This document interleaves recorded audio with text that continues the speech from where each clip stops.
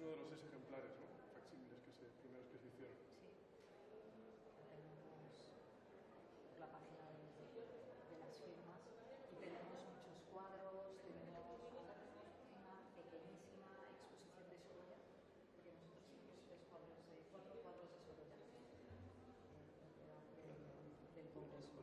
Ha ido acumulando, bueno, 3 son retratos de presidentes del Congreso y uno sí es una obra que es la Marina. Sí, pues... Sí. No, vamos a subir todas las escaleras.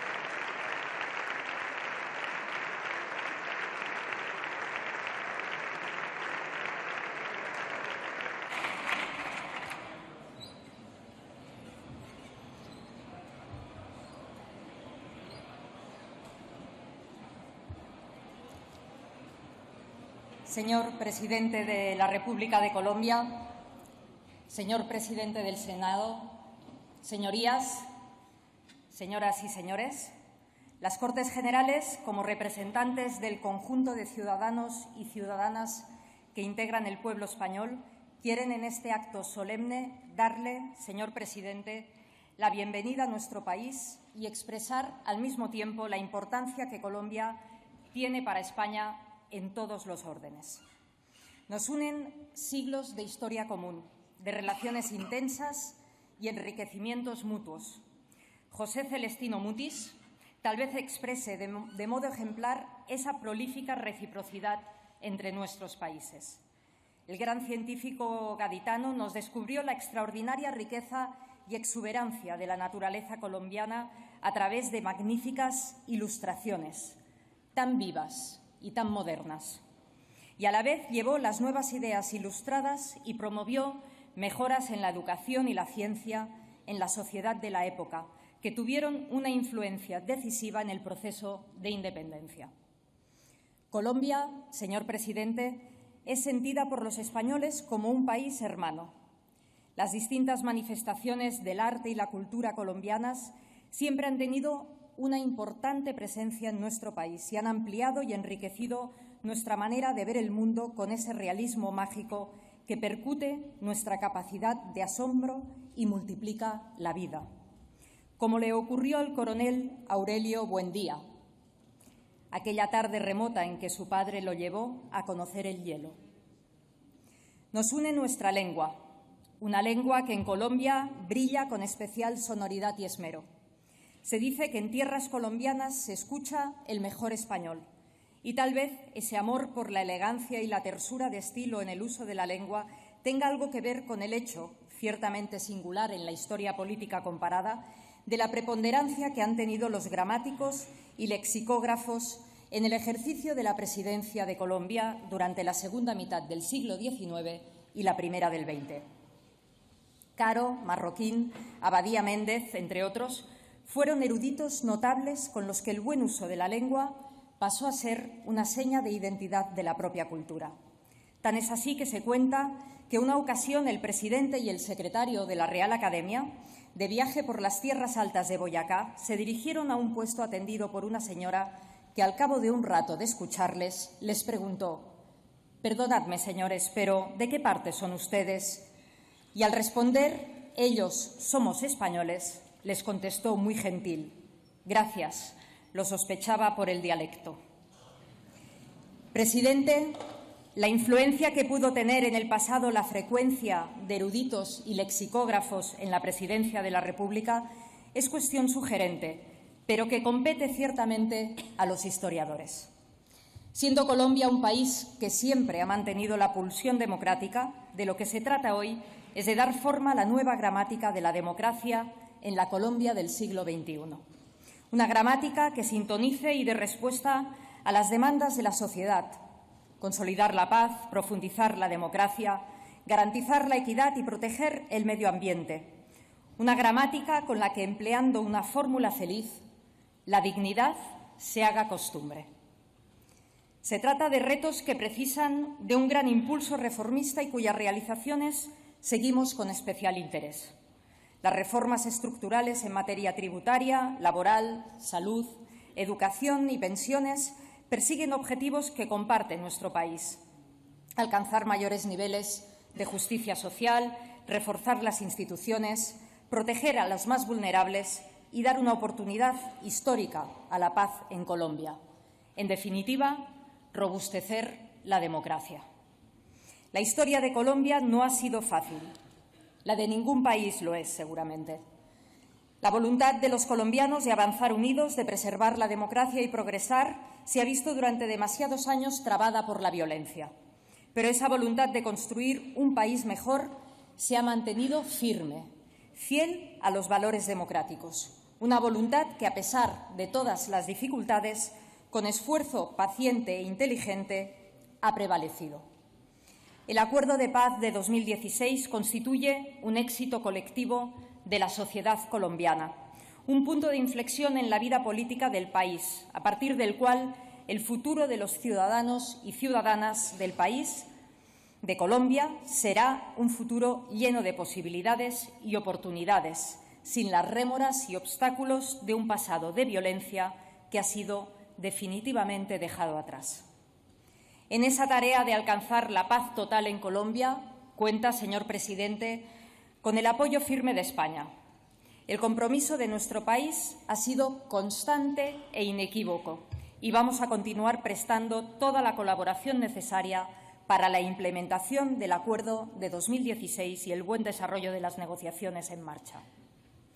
Decía un importante presidente norteamericano que la única cosa que debemos temer es el miedo mismo. El miedo bloquea la fuente de la energía política, que es la esperanza. El antídoto contra el miedo, la herramienta que los hombres y las mujeres hemos creado para superarlo y ganar el futuro, es el gobierno colectivo, es la democracia. A través del debate público sereno e informado podemos despejar incertidumbres. Mediante el diálogo reafirmamos nuestra confianza en todos los que participan en él. Aunando voluntades para alcanzar objetivos comunes, demostramos la fuerza del acuerdo colectivo. Frente al miedo necesitamos instituciones democráticas fuertes.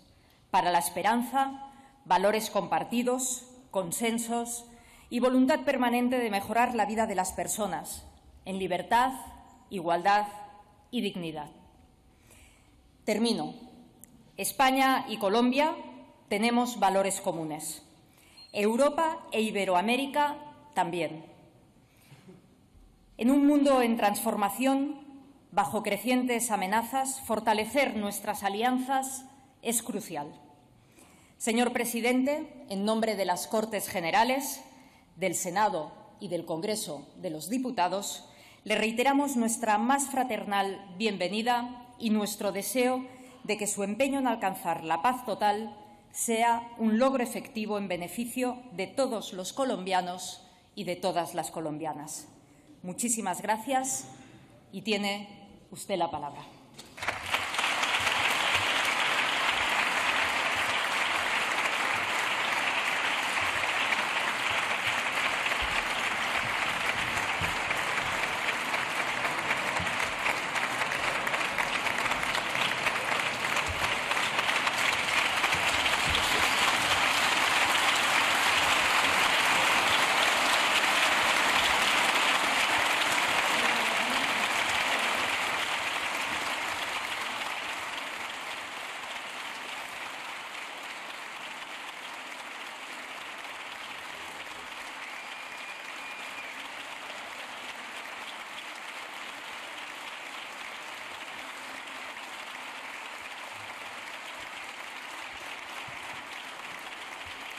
Gracias.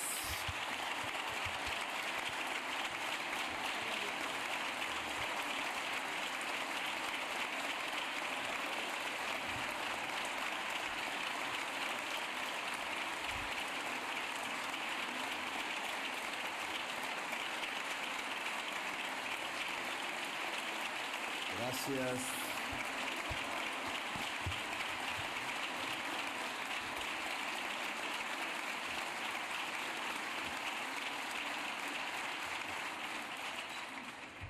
Yo tengo más de 20 años de haber sido parlamentario. Hubiera querido en mi congreso un aplauso así de prolongado cuando me retire de allí. Yo vengo del país de la belleza. Recorriendo el mundo, ese es el epíteto que le podría dar a mi propio país. He intentado encontrar las raíces de lo que somos nosotros, el país de la belleza y de la sangre. Hay una pasión allí que tiene que venir de algún lado. La he buscado en Europa. Poco he encontrado la pasión en Europa, excepto aquí en España. Creo que ese rasgo, esa marca que todos los latinoamericanos tenemos, que tiene que ver con la pasión, proviene de aquí. Quizás no de nuestro mundo indígena ancestral, que es una de nuestras raíces, quizás no en el mundo africano, negro, profundo, quizás de sus tambores no vengan, que es otra de nuestras raíces, quizás del mundo romano que a través de España se nos introdujo en nuestras venas. La pasión es parte de nuestro quehacer diario, alumbra de alguna manera poco racional, quizás en ese mundo del inconsciente, nuestro diario vivir, nuestra forma de entender la política, nos ha llevado a cosas sublimes, a revoluciones indudablemente, nos ha llevado a terribles momentos en donde nos autodestruimos, donde quisiéramos deshacernos como humanidad en medio de fases terribles de la historia, quizás en España donde se encuentra eso. De niño conocí España sin venir aquí, en el Quijote, como casi todo latinoamericano. El Quijote me enseñó el individuo que podía caminar, que podía andar los caminos encima de un caballo, deshaciendo entuertos. De alguna manera ahí aprendimos que alguna función que teníamos era el caminar para construir justicias. Un caminar eterno que acompañaba la vida de manera permanente. Nos decían locos a veces, muchos epítetos hemos recibido simplemente por cabalgar tratando de encontrar la justicia, el amor. No se puede desligar la búsqueda de la justicia con la búsqueda del amor. Lo racional del pensamiento político está ligado al sentimiento, no se puede desligar un sentimiento que le inculca la pasión a la justicia. En el Quijote se encuentra, a veces soñaba con un ejército de Quijotes buscando la justicia del mundo. Miles y miles de Quijotes era lo que en la mente de un adolescente se empezaba a construir, marcó mi existencia. Porque de alguna manera me convertí en un Quijote. No cabalgaba. En Colombia es difícil cabalgar. Hay zonas para ello. Los llaneros de Bolívar eran grandes jinetes. que buscaban libertad. Nosotros realmente caminábamos arriba, abajo, en las altas montañas, tratando también de encontrar la justicia, de encontrar el amor, de cambiar el mundo. Los Quijotes nos enseñaron esa manera de hacer la política. Está escrita ahí en la historia del mundo. Es un legado latinoamericano en el pasado reciente, en un mundo ya contemporáneo, que se puede entender o no se puede entender, se entiende más si se percibe como la búsqueda eterna del amor y de la libertad que está en cualquier ser humano. Después conocí a España en los libros, a través de las palabras, las letras, los símbolos, la historia.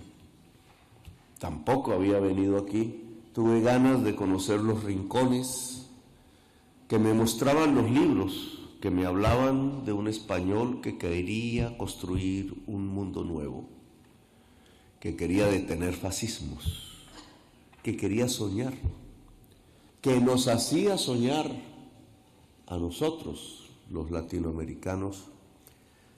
En cierta forma concebimos nuevas banderas libertarias, no solo en aquel Bolívar guerrero, rebelde, sino también en aquellos españoles posteriores que quizás sin quererlo habría que mirar una investigación para encontrar si las viejas ideas de los guerreros latinoamericanos que construían repúblicas, con el perdón de ustedes, podía estar también en la sangre y en la mente de aquellos españoles que levantaban banderas libertarias.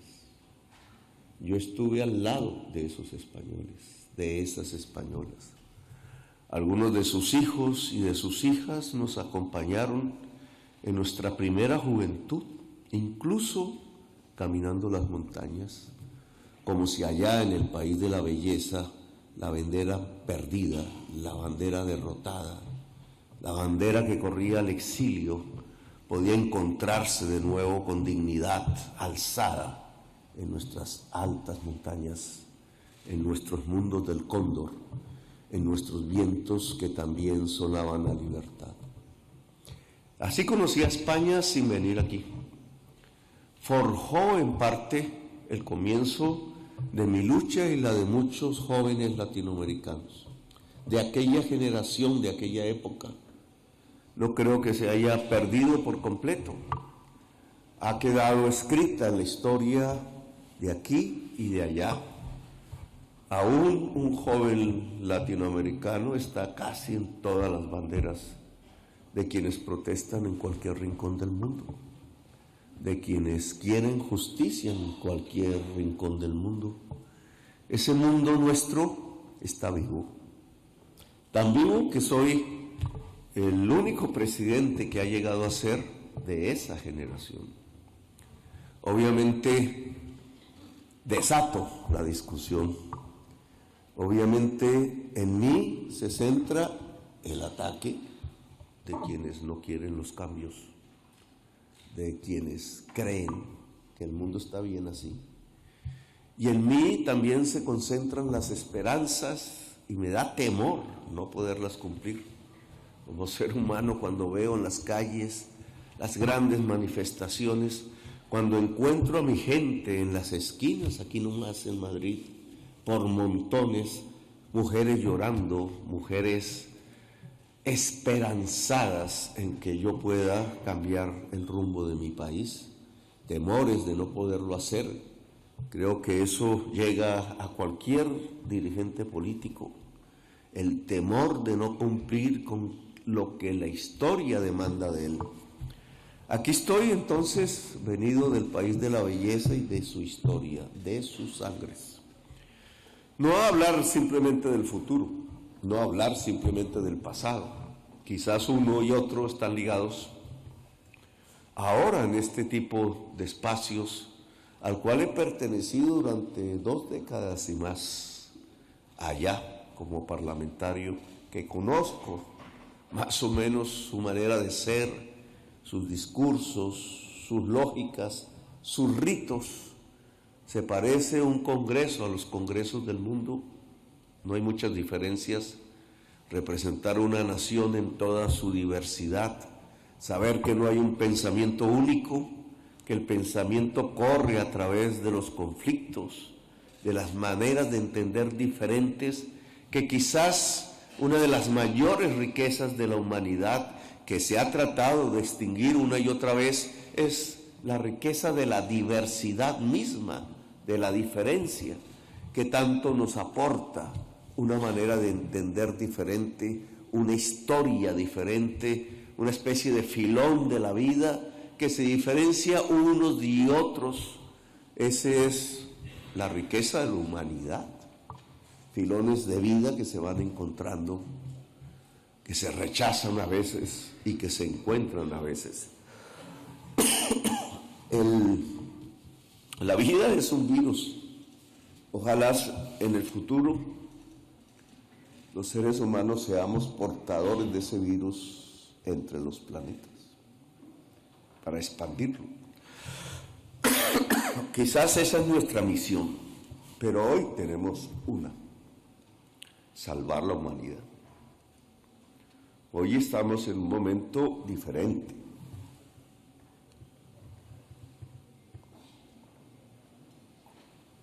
Hoy quizás el sueño nos lleva a una situación concreta. El mundo que vivimos, la humanidad que existe, está en peligro. A eso vine. Ustedes van a dirigir Europa. Nosotros vamos a encontrarnos con ustedes en una cumbre. Yo tengo aquí un poquito de tos.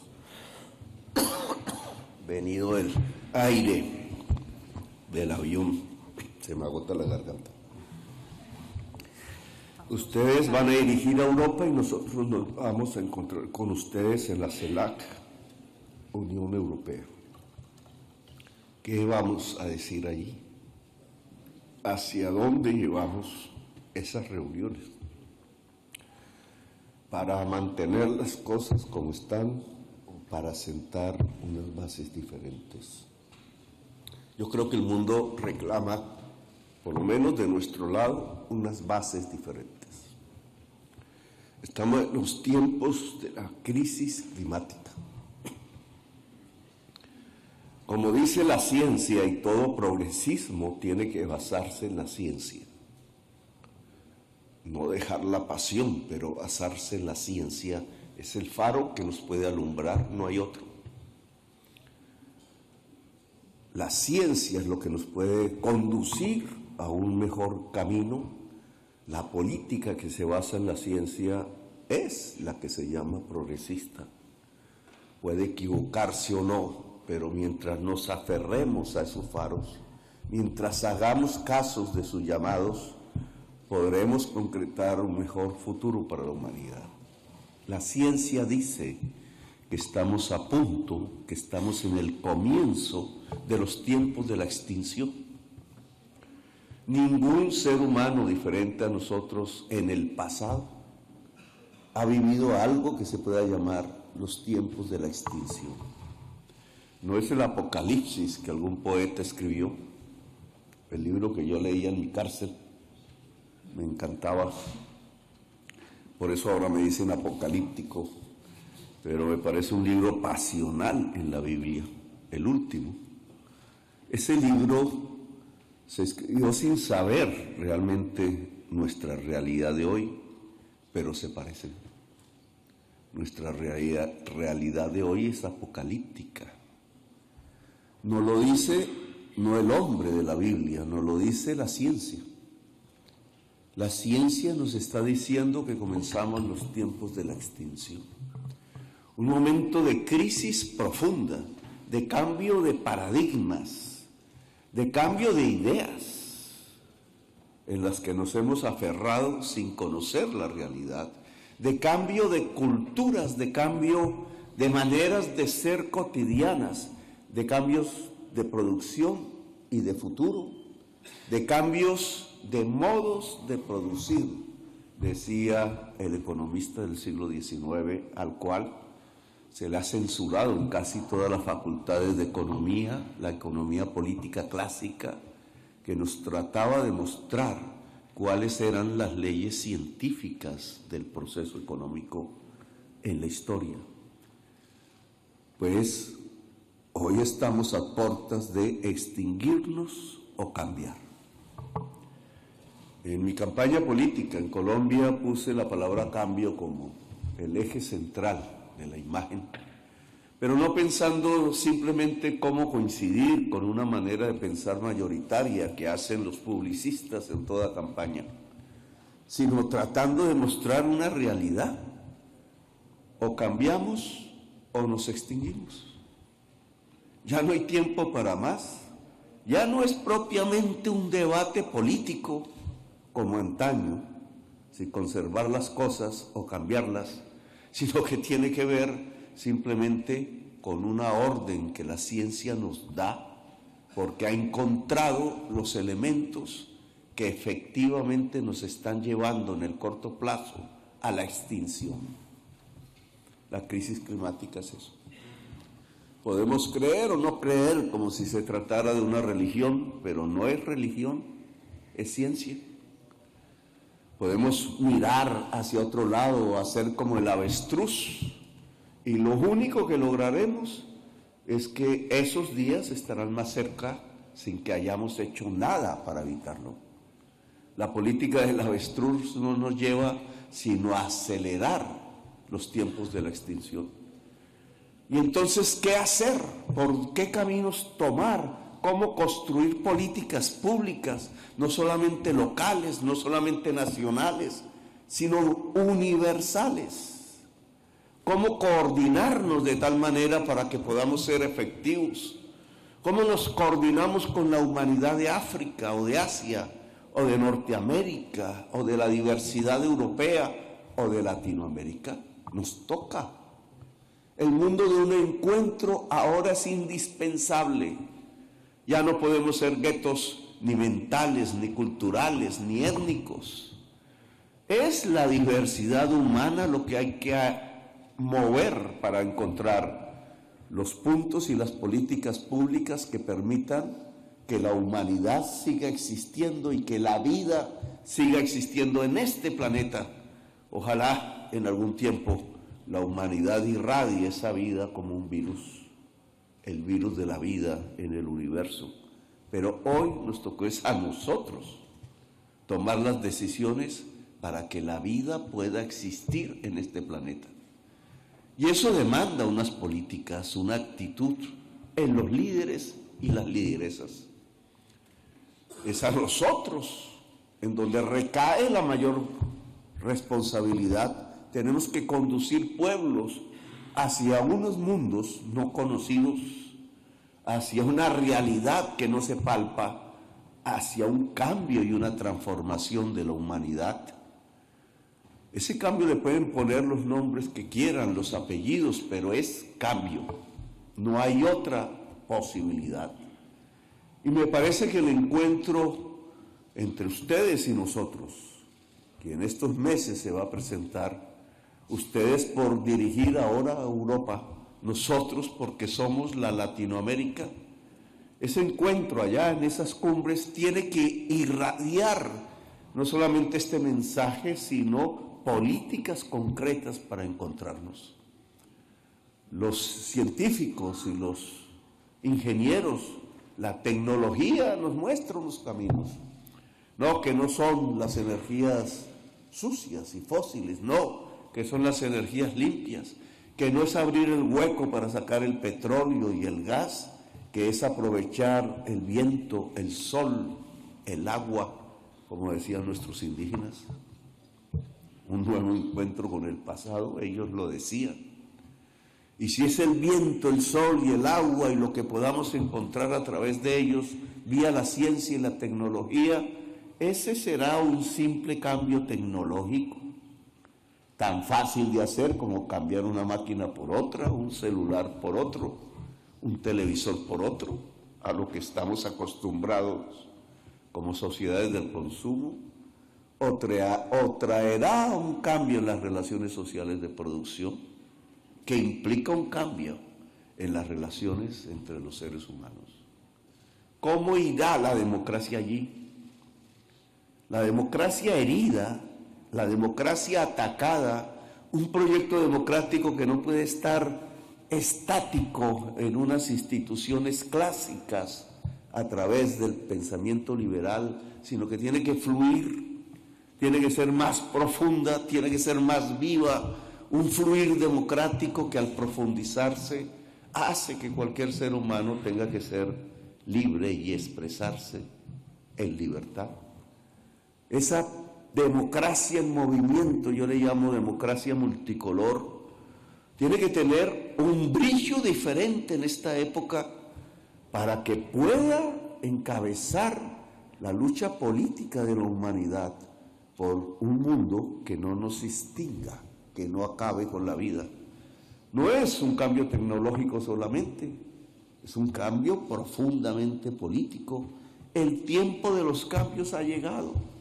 La política mundial o la política local va siempre a atravesar un filtro, cada vez de manera más intensa, más profunda, el filtro de la crisis climática, los éxodos de población, las políticas que miran esos éxodos, sea para trancarlos, creyendo que se puede trancar el agua entre los dedos, sea para entenderlos. Los tiempos de las guerras que estamos viviendo, los tiempos del hambre que de nuevo crecen en la humanidad, los tiempos de la enfermedad que acabamos de sentir. Yo tuve que vivirla amargamente en Italia y vi morir hombres ancianos frente a mí en los hospitales públicos de Italia. Cada uno tiene una historia aquí, pero esos tiempos de la enfermedad no son por el azar, no es porque de malas nos tocó vivirlos.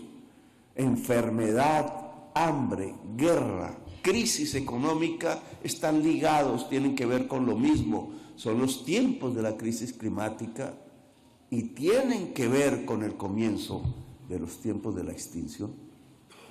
Los ricos que se reunieron en Davos, Suiza, me invitaron a esa reunión, nunca había ido.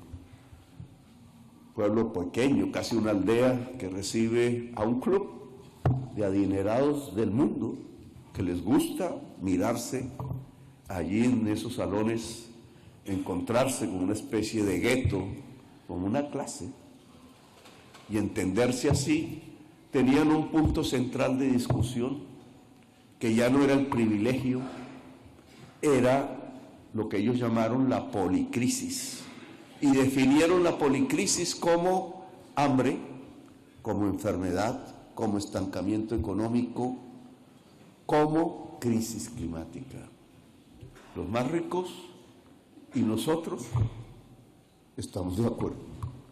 Estamos viviendo una policrisis, solo que esa crisis tiene una marca que se llama muerte, homicidio. Pues tenemos que actuar. Y un poco mi mensaje aquí en esta tribuna no es solo recordar el pasado, las marcas de la historia, que muchas son entre nosotros, sino que es también recordar el futuro, en cierta forma. Lo que nos demandan los actuales tiempos, el tiempo contemporáneo, los hombres y las mujeres del hoy, que hemos decidido ser políticos, esa palabra, política, hoy tiene que ver con vida. Política hoy tiene que ver con cambio. Política hoy tiene que ver con los tiempos en donde la humanidad no se dejó autodestruir y puso sobre la mesa del planeta unos nuevos criterios de existencia. Desde el país de la belleza, ahora le decimos en este gobierno, la potencia mundial de la vida. No es posible ser potencia mundial de la vida si toda la humanidad no lo intenta. Así que una España potencia mundial de la vida dirigiendo a Europa, con nuestra ayuda, sí, con nuestro apoyo, claro, en una nueva hermandad que no recuerda el pasado, sino una nueva existencia, ser hermanos, ser hermanas, para construir en el planeta Tierra una potencia mundial de la vida. Gracias, muy amables.